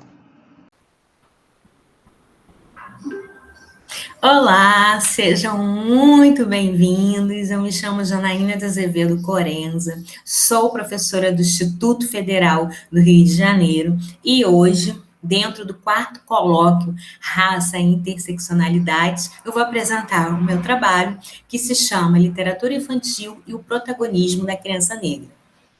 Então, para iniciar a conversa, eu trago algumas perguntas, né, que é para vocês irem refletindo ao longo da minha fala.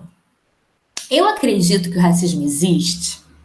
Eu acredito que é importante abordar temas raciais com as crianças. Eu acredito que é possível abordar os temas raciais a partir da literatura infanto-juvenil.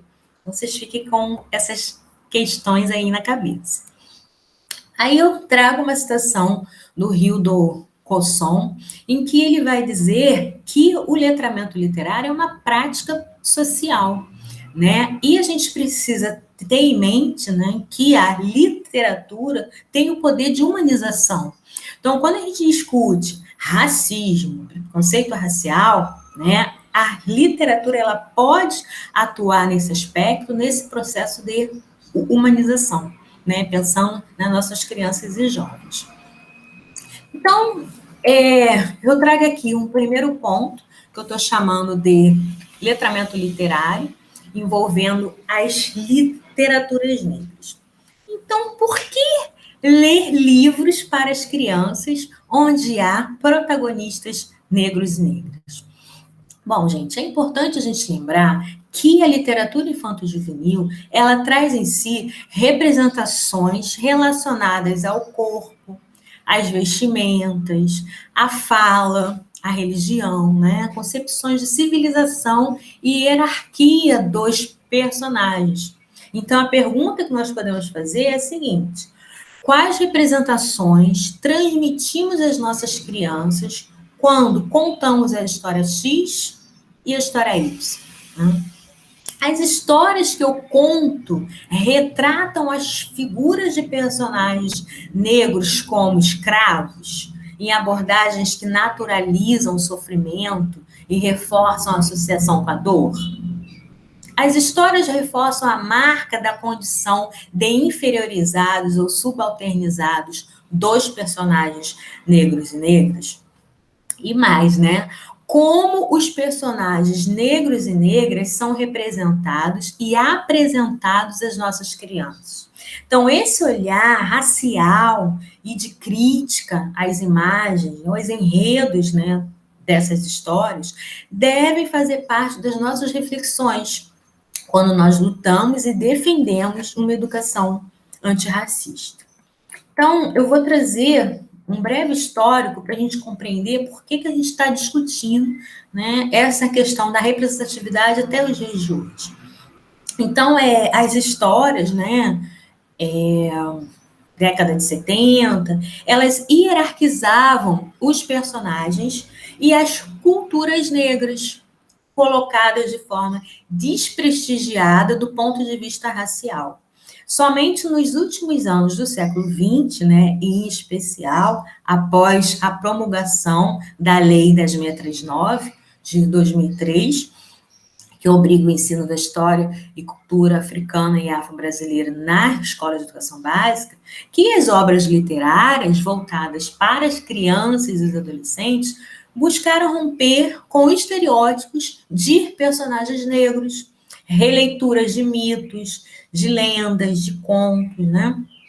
Então, é muito recente o acesso a alguns dos textos dirigidos ao público infantil e juvenil que buscam uma linha de ruptura com modelos de representação que inferiorizam ou que depreciem os negros e negras e as suas culturas.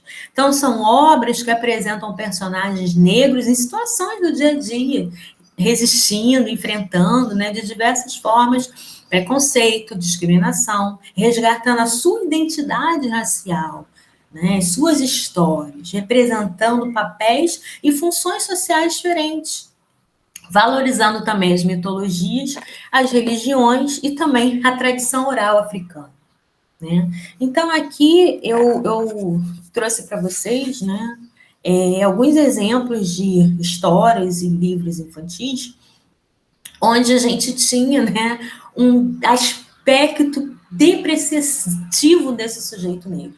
Então, aqui nessa análise de Rosenberg, né, reuniu 168 livros, né, que eram específicos para nossas crianças e nossos jovens, lá em 1955 até 1975. E foram levantadas as seguintes características, né? Associação do ser negro com castigo e com feiura, associação pela cor com a maldade, com a tragédia, com a sujeira, com a escravidão. A correlação de personagens negras com profissões socialmente desvalorizadas e personagens brancas apresentadas como representantes da espécie.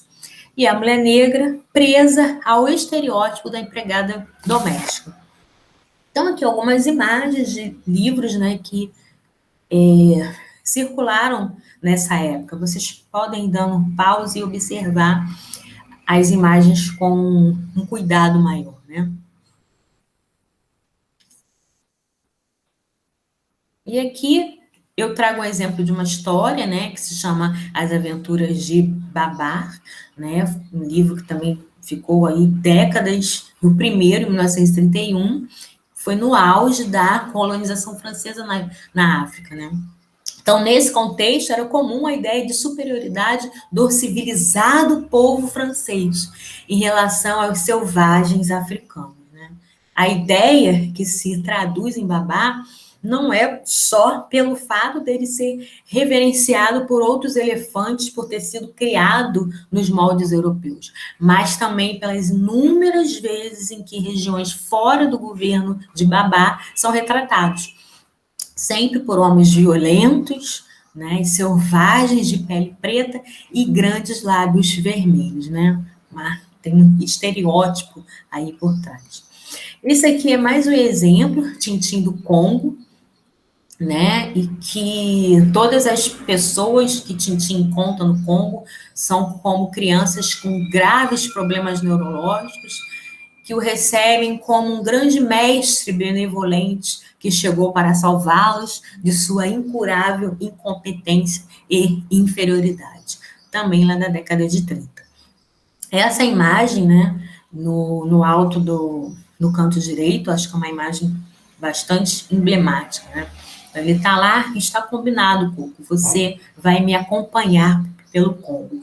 E o sujeito, né, a criança negra, responde sim, mestre. Por fim, tem um cachorro, né, um animal irracional e que, na sua fala ou no seu pensamento, né, ele não parece muito esperto.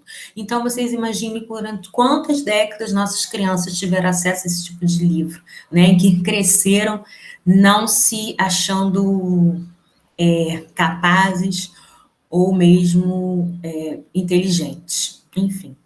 Mas, embora, né, a gente tenha aí a lei que obriga a ter essas mudanças, nós ainda precisamos avançar muito, né, em algumas questões. Aí eu vou trazer aqui um pequeno histórico, né, que tem um trabalho da Dilmara Dadi, que em 2013 ela fez um levantamento, né, sobre livros de literatura infantil com protagonistas negros. E ela concluiu que entre 2008 e 2010 foram enviados pelo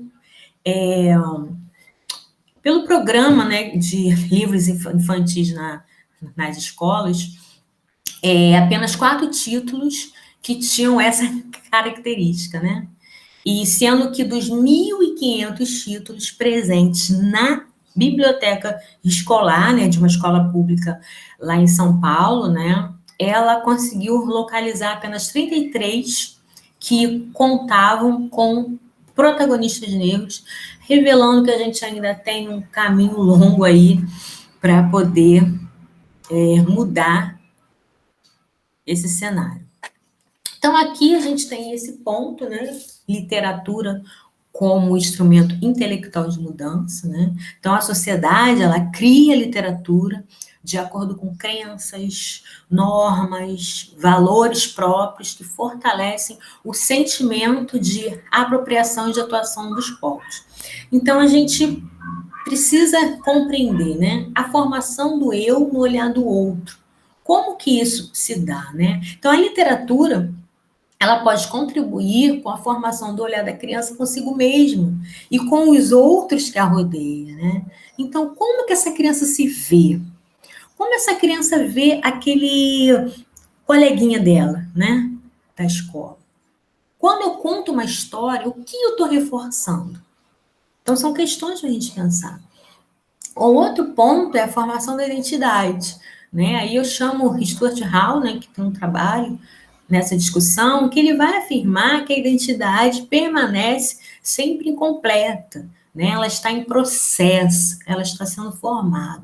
Então, a importância da escola como uma instituição formadora, não só de saberes escolares, mas também saberes sociais, saberes culturais, saberes esses experimentados em práticas das quais a literatura naturalmente faz parte, enquanto uma prática cultural específica que opera e organiza identidades. Então, nessa perspectiva, né, destaca-se o peso da cultura escolar no processo de construção da identidade, sendo a escola mais um espaço presente nesse processo de humanização, né? Então, né, e o que a gente pode concluir com isso tudo, né? Bom, o letramento literário, com histórias envolvendo personagens negros e negras, além de atuar na formação da identidade, ajudando a criança a compreender o seu mundo através do mundo do outro, revela ainda uma outra faceta, a questão da diversidade, né? Enquanto sujeito leitor que se deseja formar para atuar criticamente na sociedade, a criança ela está inserida em práticas culturais diversas.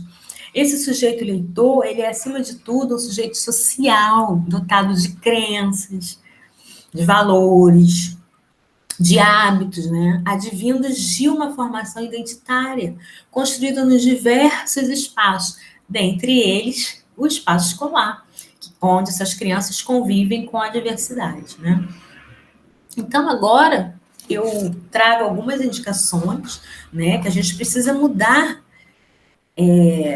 esse cenário atual. E, para isso, a gente precisa usar os livros, né, mais apropriados possíveis para essa discussão. Então, eu trago para iniciar o professor Renato Nogueira, ele é da Universidade Federal Rural do Rio de Janeiro, que ele tem vários livros que tem como personagens principais, né, Nana e Nilo, que são dois personagens negros, e que ele vai trazer diversos pontos, né, diversas aventuras desses dois personagens. Professora Sandra Rosa, né, que tem uma infinidade de livros infantis com representatividades negras, não só a imagem, mas também histórias de origem africana e afro-brasileiras. Essa aqui são algumas páginas, né, de editoras que têm como perfil, né, o desenvolvimento de trabalhos voltados para pessoas negras. Essa página é muito bacana, se chama 100 Meninas Negras, né? Que você, ao acessar, você tem 100 livros infanto-juvenis que você vai encontrar personagens meninas negras nessas histórias. Essa é uma coleção também muito bacana que se chama Black Power, né? Personalidade, e que conta, né, a história de diversas pessoas negras que ao longo aí do tempo tiveram diversas discussões. Então tem Zumbi, tem Dandara, tem o Malcolm X, tem Conceição Evaristo, é uma coleção muito bacana. E aqui, gente, o que eu quis chamar a atenção, né? Existem vários livros, né, que têm protagonistas meninos e meninas negras, mas a importância da gente mostrar também para essa criança quem escreveu o livro, né? Para que essa criança não somente se veja nessas histórias, mas que ela veja que ela pode escrever também. Que a pessoa que escreveu, né, parece com a mãe dela, parece com a tia dela, parece com a avó dela, né? Enfim. Então, a importância da gente mostrar quem escreveu e quem fez os desenhos também, quem ilustrou. Eu não botei aqui, né? Não tive tempo para botar, mas fica a dica aí também para vocês, para mostrar essa imagem. Tem aqui também os meninos, né? Precisam ter essa representatividade também. Rodrigo França. Então, são diversos livros, né? Tá aí o Olegário, o do rapaz. Então, para finalizar, trago essa frase da Angela Davis, que eu acho que reforça, né, o que eu tentei apresentar para vocês, que numa sociedade racista não basta não ser racista, é necessário ser antirracista. Então, que esses livros eles possam contribuir, né, para a identidade das nossas crianças. Então, tá aqui algumas referências usadas e a gente continua essa discussão no dia que, no colóquio, né, nós vamos poder conversar melhor. Um abraço, fiquem bem. Olá, meu nome é Luísa Mandela Silva Soares e o trabalho que eu vou apresentar no colóquio é O Brincar Baseado nos Valores Civilizatórios Afro-Brasileiros. Eu sou uma mulher negra, professora de educação infantil da Rede Municipal do Rio de Janeiro, pedagoga, mestra em relações étnico-raciais e vim apresentar um trabalho referente a um projeto que eu criei enquanto fui professora articuladora no caso, um cargo de coordenação em um espaço de educação infantil no município do Rio de Janeiro. E esse projeto se chamava Mês da Diversidade Étnica, onde nós, nesse EDI, trabalhamos a cultura afro-brasileira e a cultura indígena de maneira positiva. O EDI já trabalha as relações étnico-raciais durante todo o ano. Porém, esse mês da diversidade étnica foi criado para nós reforçarmos a importância de trabalhar as relações étnico-raciais sempre e no currículo escolar. Então, nós tivemos oficinas de pintura africana e pintura indígena, contações de histórias negras e indígenas, oficinas de turbantes, oficinas de danças, tanto negras quanto dos povos indígenas, brincadeiras também, tanto africanas, afro-brasileiras e dos povos indígenas. E todas essas atividades, nós tentamos trazer os valores civilizatórios afro-brasileiros criados pela professora Azoilda Loreto da Trindade. A Azoilda Loreto da Trindade foi uma professora, né, que inclusive atuou na rede municipal do Rio de Janeiro, que criou os valores civilizatórios afro-brasileiros, que são a energia vital, que é o princípio do axé, que esteve presente em todas as atividades que foram desenvolvidas no EDI, porque sem esse princípio do axé, nós não conseguimos viver, nos mover e nem brincarmos. O princípio da oralidade, que foi realizado através de contações de histórias, brincadeiras. Esse princípio também sempre está nas nossas práticas enquanto professoras de educação infantil, que nos consideramos antirracistas. Então, nós trouxemos a oralidade através das brincadeiras, através das contações de histórias, através da confecção das bonecas Abaiomis, que nós também fizemos, através de outras contações de histórias dos povos indígenas, entre outras atividades. O princípio da circularidade, que é um valor civilizatório afro-brasileiro também, está sempre presente no nosso cotidiano escolar. E nas oficinas também trouxemos, através das famosas rodinhas que nós fazemos na educação infantil, é o princípio da circularidade. Então, cada atividade, né, que foi desenvolvida nesse espaço escolar, nós trouxemos os valores civilizatórios afro-brasileiros, que são tão importantes e tão fundamentais, esse resgate desses valores para a educação brasileira. O princípio da corporeidade, que nós trouxemos através das danças, tanto africanas quanto dos povos indígenas, né? E esse princípio é muito importante também para a gente trabalhar na educação infantil, né? Nos anos iniciais também, mas a educação infantil é fundamental. O princípio da musicalidade, nós também trouxemos nessas atividades do mês da diversidade étnica, né? Nós trouxemos as danças de alguns países africanos, nós trouxemos danças de algumas etnias dos povos indígenas. Então, esses valores civilizatórios estiveram presentes em toda a nossa prática. E o princípio da ludicidade, né? Que representa a alegria, o gosto pelo lúdico, pela diversão, pela celebração da vida. E o brincar é um eixo norteador da educação infantil. Então, ele está presente em todas as atividades da educação infantil. Então, nós trouxemos essas propostas de atividades que foram desenvolvidas por toda a comunidade escolar e foi bem aceita tanto pelos funcionários, né, do espaço de educação infantil, quanto pelos alunos que se sentiram representados positivamente, que são majoritariamente negros e que ali tiveram a oportunidade de conhecer ainda mais a cultura dos povos africanos e dos povos indígenas. Então, foi um trabalho muito gratificante e que eu tenho a honra de apresentá-lo aqui nesse colóquio. Agradeço a oportunidade e muito obrigada mesmo. Agora vão algumas imagens das oficinas que nós realizamos no mês da diversidade étnica.